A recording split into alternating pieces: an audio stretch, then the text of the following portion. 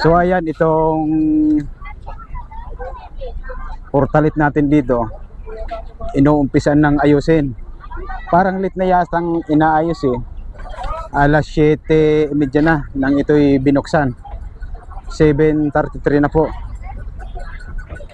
So inaayos na ni Kuya. So ito po kasing area na to, ito yung kanto mismo ng Quirino Avenue. Yan yung papunta ng Manila Zoo. So kalimitan dito, nanggagaling po ito ng Cavite area. Bago po sila pumunta ng Lunita, kinakailangan munang magwiwi muna dito. Yan. Kasalukuyang nagdadatingan na, pero yung iba, mga nauna na doon. Ano Kuya, hindi ba kukulangan yung portalit natin ngayon? Mukhang hindi naman po. Oo, dahil salit-salitan lang naman. Tuloy-tuloy naman po. Opo. So talagang siguradong malinis tayo ngayon. Okay. Thank you Kuya. So ito na yung sitwasyon dito. Halos mere minuto kumakapal na po ang tao. So ito na yung sitwasyon dito.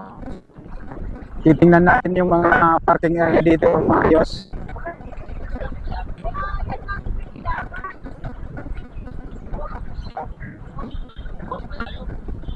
Ito na yung kahabaan ng Rojas Boulevard. Yan. Sa northbound, itong kabila, single line lang ginawa.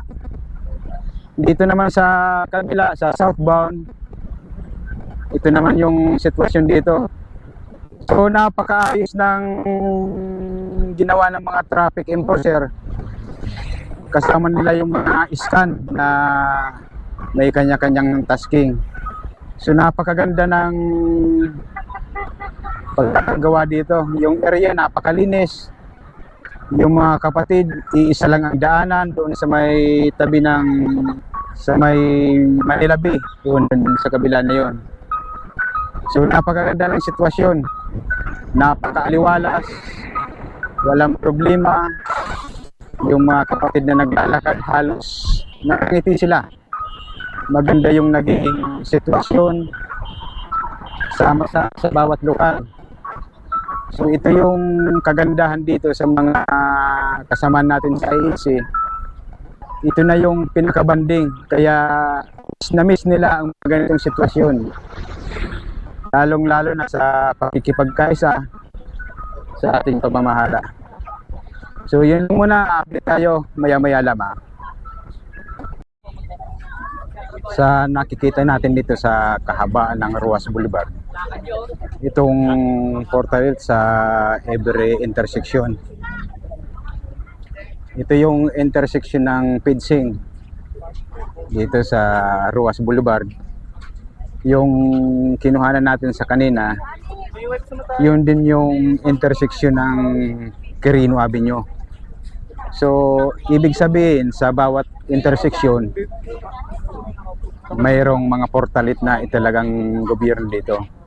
Dito sa Pidsing, ang nandito ang kaharap nila itong tangke.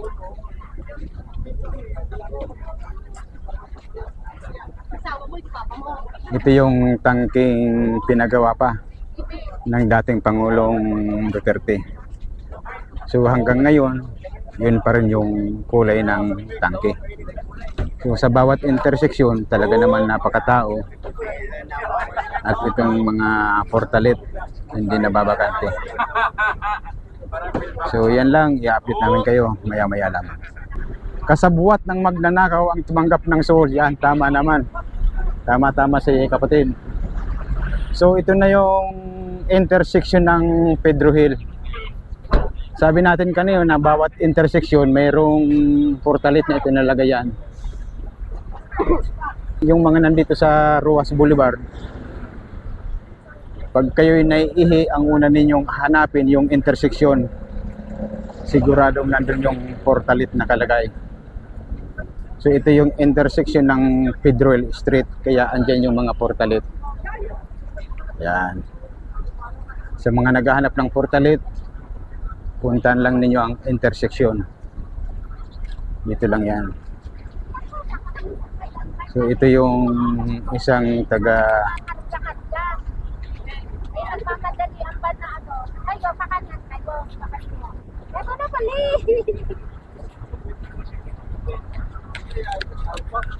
Dapat talaga yung... may hinahanap ba? Dapat Nakita ko na hinahanap ko. alis doon. Medyo mahirap na magnapasin ni ating kabisado tong Maynila. Okay naman, nahanap naman. Sobrang layo natin So sa Manila. mabilis magkahanapan ngayon dahil napakaayos, di ba? Oo. Maluwag yung kalsada, tapos yun nga yung komunikasyon dahil sa cellphone nakikita mo yung hinahanap mo. Mabilis. Magkakaroon kaya mamayang hapon na mag-start tong okasyon na mawala ng signal ang network dito sa area ng Luneta. Hindi natin alam, pero sana wag kasi mahirapan yung mga kapatid na makontak yung iba nilang kasama kung mawala ng signal. Dito pala sila. Pero base kasi sa mga experience ko dito sa Luneta pag ganitong mga malalaking ganitong mga okasyon, lalong-lalo ng mga rally, pinuputol nila yung komunikasyon para maiwasan yung mga high-tech na pwedeng mangyaring delikado. Yun lang hindi natin alam kasi hindi nga natin hawak yung kumbaga sila rin yung may kapangyarihan para kung sakaling putulin, wala tayong magagawa. Sila nakakaalam. Pero ito maganda to. Itong binigay sa akin ng aking Yan, radyo talaga. Ito kahit saan nakakapag-usap kayo. Radyo ang napakaganda kaya yung Napakaganda. mga Iskan International natin ditong kasamahan. Kahit kailan hindi napuputol yung komunikasyon nila. Kaya napakaayos ng sistema. Talagang masabi ninyong solid. Tingnan naman ninyo. Hindi katulad ng napapabalita, magugulo daw ang rally ng Iglesia ni Cristo. Pero kung titingnan ninyo mga abusing, napakaganda ng sakyan, napakapayapa. Yung mga sakyan, napakapila ng kalsada nito sa Bolivar. Yung mga kapatid natin na naglalakad, nandun sa may sidewalk na yon. So, walang mangyayaring problema, napakaganda. Kabila naman, nandun sa pinakalabi nitong Ruas Boulevard, yung kalsada na yun. Ang oras natin ngayon, 9:23 ng umaga. Kung makikita ninyo dito sa napakalapit na namin ng Luneta. Napakarami ng kapatid na nanditong nakaupo. Yung iba nagpapahinga dahil sa mga kararating lang, galing sa kanilang lokal. So kung napapansin niyo mga boss, dati kahapon masama yung panahon, pero ngayon napakaganda ng panahon, malilim, walang init, kaya napaka-presko. Sabi nga dyan, iba talaga pag sinamahan ng Diyos ang ginagawa ngayon. Siyempre mga lingkod tayo ng Diyos, kaya hindi tayo pababayaan na iligay tayo sa sitwasyon ng panahon na napakahirap. Kaya kung mapapansin ninyo, napakaganda ng panahon, napakaayos ng mga kapatid, mapayapa. Bagamat mamaya pa naman na hapon ang gagawing okasyon dito sa States. Napakarami ng mga kapatid na nandito. Yun. Sabi nga dyan, sabik na sabik. Kaya yung mga sinasabi ng kaibayo natin dyan na mga vlogger, iba po yung paniniwala sa gagawin nilang sabi, pero magiging magulo, hindi matutuloy dahil may bagyo. Maling-mali po kayo. Tingnan din yung sitwasyon ngayon, napakaganda, napakapayapa. Ay nakita tayo dito isang mobile ng pulis. So nandito lang. What? Kayo po yung kakanta sa oros. Okay? Okay ba yan? Yung pulis nandun sa loob, napaka-ayos ng kalagayan. Ready, ready. Napakapayapa, patriotis lang sa loob. Yan. Ito na yung Calao, intersection ng Calao. Ito yung papunta ng LRT.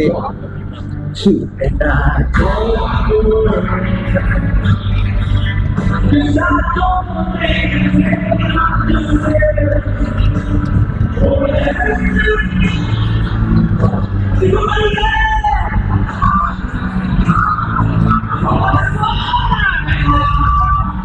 Ito yung mga kapulisan natin. Kaya napakaayos na ang kalagayan nila. Wala man lang problema. Diba? Walang gulo. Napakapayapa. Tuwang-tuwa pa yun na kapulisan natin. Nakakatuwang tingnan. Nakakatuwang tingnan. Our next performer will be Maki Padasis. Hello, good morning, mga kababayan!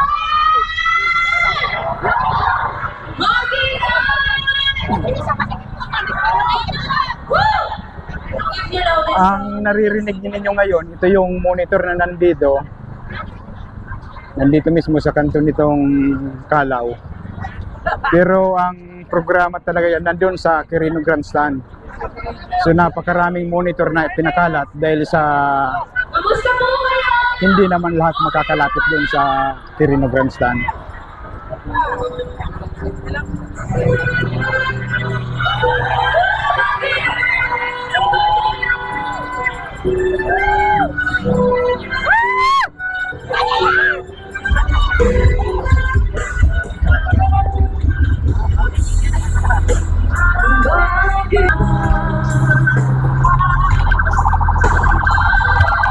May kita ang ambulansya.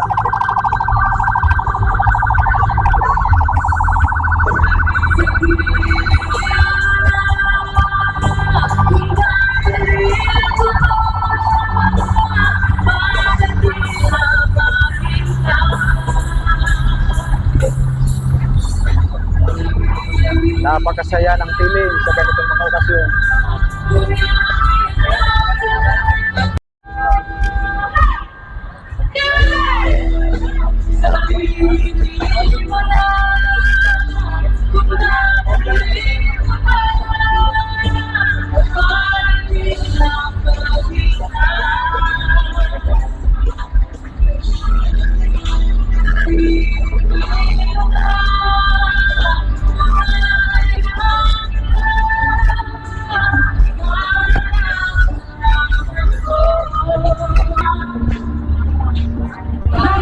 Bali, ito na yung Rizal Park. Ito na yung pinakasentro ng Luneta dito sa Metro Manila. May mga kapatid, lalong-lalo na yung mga galing ng probinsya, hindi nila pinapalampas na talagang kumukuha sila ng picture dito sa may Rizal Park, dito sa Luneta, para malaman talaga, ebidensya na nakarating sila dito sa Maynila.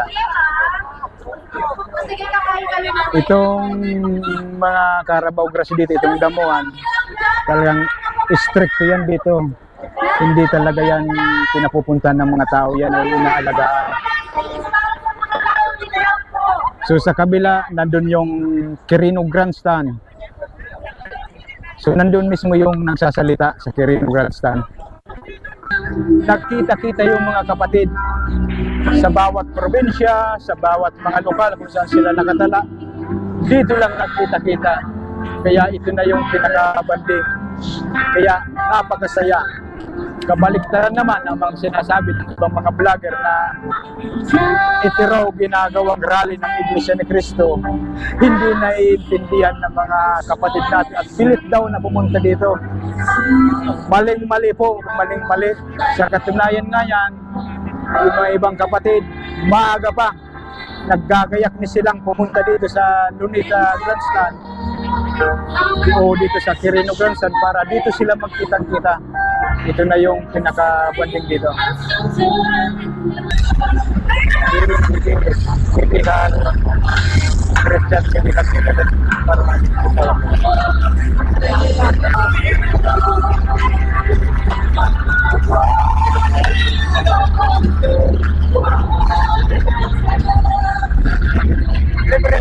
Libre lang to kapatid, libre lang to, libre.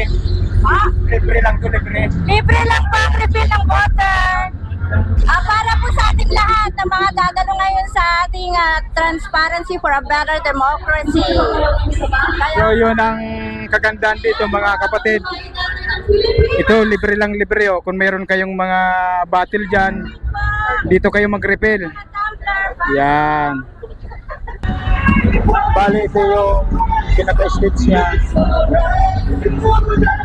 Dito yung mga tao. Ito yung Rojas Boulevard. Dito yung kay Rizal Park sa Leyte.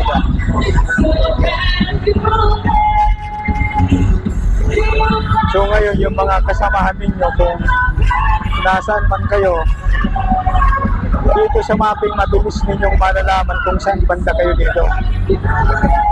So pakitingnan lang ninyo dito para mabilis ninyong malaman kung nasaan kayo. Dito yung Manila Hotel. So bali nandun tayo sa banda na to. Dito sa bandang kaliwa yung Rizal Park Hotel. Ito yung US Embassy. Dito naman sa katabi niya yung Manila Baywalk Beach. So ito na yung pinaka-Rojas Boulevard. Ito na yung pinaka-rotunda doon. Ang manggagaling naman dito, yung manggagaling ng North. Bali ito yung Intramuros. Ito yung Katigbak Parkway, Padre Burgos. Papunta na siya ng City Hall. Dito sa banda na to, dito yung LRT. Sundin natin ang rules at regulations na ipinatutupad. So makikita niyo yung legend, may water station. Yun na lang nakita natin doon. Yung mga LED, yung mga monitor natin dyan. Makikita niyo kung nasaan yung information hub. Yan. Kung saan yung garbage natin, yung mga basurahan, at saka yung mobile hospital, at saka yung mga portalet. So napakaganda mga kapatid tong ginawa na to. Gusto nyo humingi ng tulong na hindi kayo makaayos. Meron tayong mga scan sa Ito yung Manila. refill na pwede kayong tumulong. Pwede po ba kayo Ayun, ayan. So, marami po tayong mga pwedeng hinga ng tulong. At syempre, pumunta tayo dito sa ating venue, sa Quirino Grandstand ng malinis, di ba? Totoo, kung dinatnan po nating malinis, dapat iiwan din po nating malinis. Yes, sino? So mga kabos, ito na yung pinakasintro dito sa Luneta. Yan yung Luneta. Yan. Kung makikita na yun yung Rizal Park. Dito naman sa banda na to, ito na yung Quirino Grandstand. Nandito tayo sa pinakasentro. Ayan yung orasan niya. Andun yung Kalabaw. At nandito yung pinanggagalingan ng kilometers kung saan kayo pupunta. Ito yung 0 kilometers. Kung magbibilang kayo ng kilometray pupunta sa inyong probinsya, ito yung magsisimula. Ito na yun. Ito na yung mapa ng Pilipinas. Ito na yung kilometer 0 dito sa Rizal Park. Ang ibig sabihin, dito magsisimula ng kilometro, itong 0 point dito sa Maynila. Kung halimbawa pupunta kayo kung saan probinsya, halimbawa pupunta kayo ng Bicol, ang Bicol ay siguro mga 500 kilometers. Kaya nakuha yung 500 kilometers, dito nagsimula yan sa kilometer dito. So yun lang mga boss. Na yung Kalabaw, ito yung pinaka-famous na Kalabaw dito. Kung saan yung mga tagpuan ng mga tao dito, lalong-lalo na ngayong rally, ang hinahanap nilang mabilis na makikita sila dito sa Kalabaw. Ang Kalabaw dito, bali dalawa itong nasa bandang kanan natin at yun, yung halika yung kaliwa. Ayan na, yung Kalabaw na yun. Yan. Ito kasi yung daanan papunta ng Quirino Grandstand. So ayun yung Kalabaw. Lapitan natin yung Kalabaw, Kalabaw. Ayun. Ayun yung Kalabaw, oh. Ito yung Kalabaw. So sa mga tagpuan dyan, makikita ninyo kung yung Kalabaw. Ito na yung Quirino Grandstand. Kung mapapansin ninyo yung punong kahoy, ayan o, yan napakayabong na punong kahoy. Pag sa drone shot, yan ang makikita ninyo. Yung nasa kalagitnaan ng film nitong Quirino Grandstand, yung punong kahoy na yan. Banana King, yun ang gusto ko, kaya hanapin natin ngayon yung Banana King na yun. Banana King.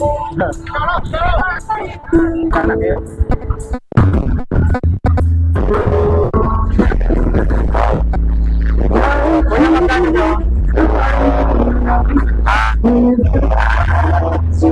Dalawa. Ilan kayo? Dalawa. Yeah.